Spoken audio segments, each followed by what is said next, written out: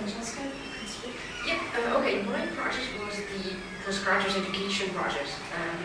Its goal was to use the IVRLA in order to prompt students to reflect upon the process of doing research with digital resources and digital tools. Now, this is increasingly the normal research environment, even in the humanities.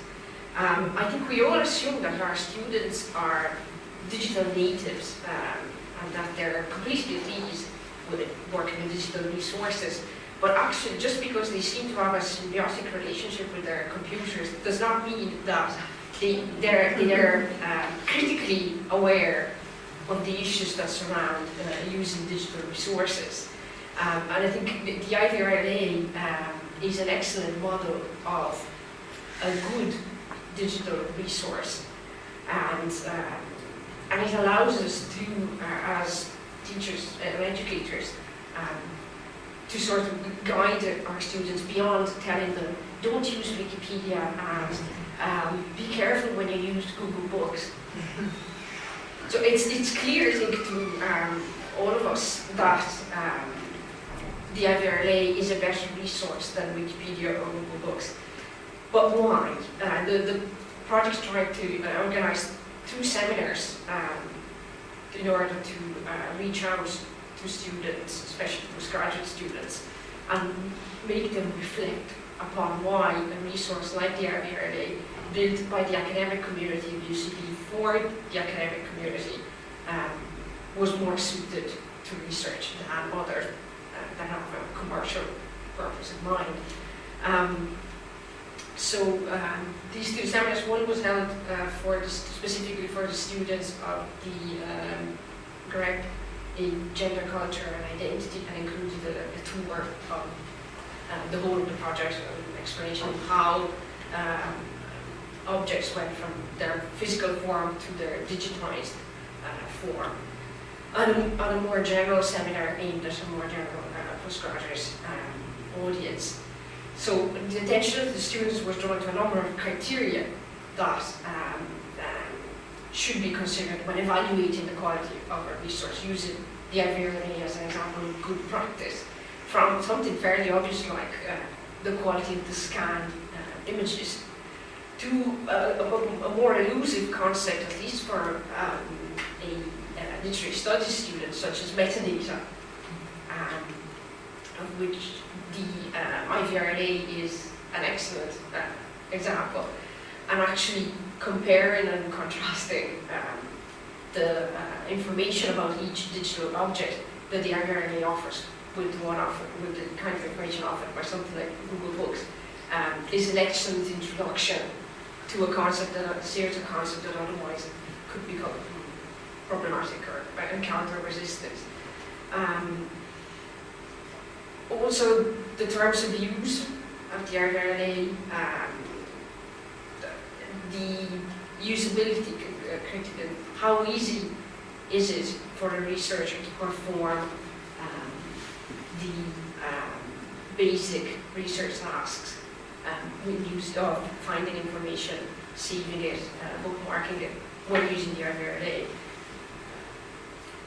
Also, the IVRLA is useful to show students the potentials of using digital resources for research, not just the problems.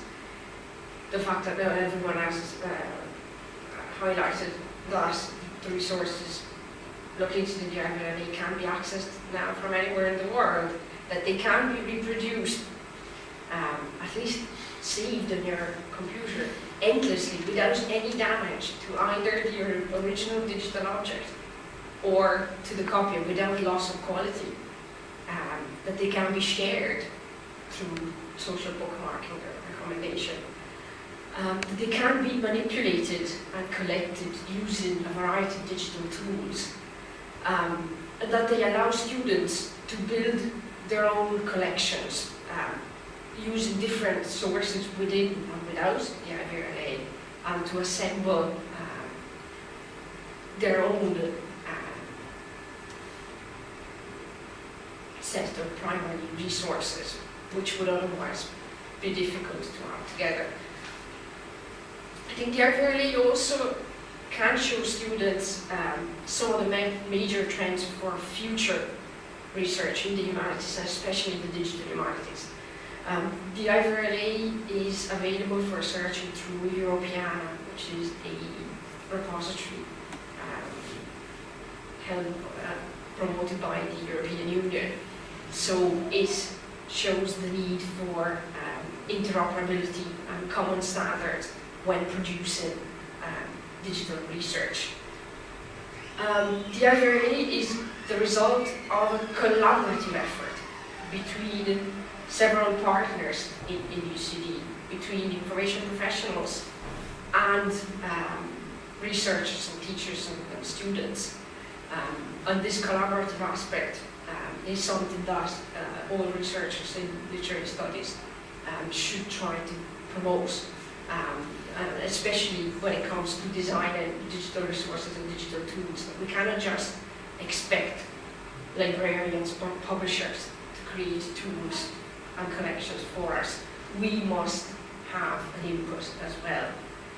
And finally, quite significantly, the IVRLA is an open access resource. It's accessible without the need to pay for an expensive subscription, which is not yet the norm for humanities resources.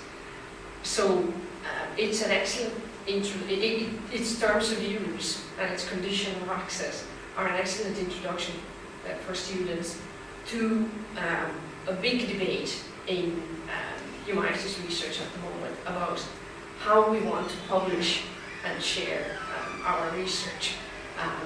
And it's not a matter of having students embrace one perspective or the other, but of showing them the need to form an opinion and the need to make a decision for the dissemination of their own research, whether it's going to be in a high quality,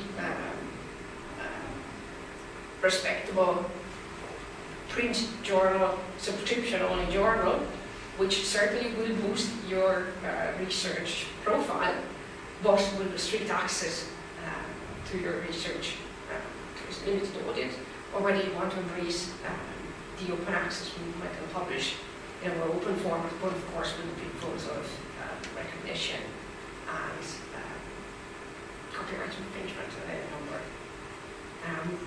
And also, well, this is one of my own perhaps wishes for the future. That the IVRLA is a fantastic resource, but the texts it contains are mostly in the form of scanned images of text.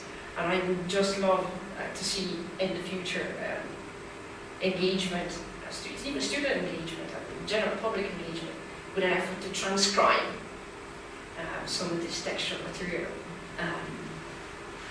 in a way into formats that could enable even more research, perhaps even through a crowdsourcing effort, such as the one that is being conducted in University College Dublin with their transcribed Bentham collection. So, thank you very much.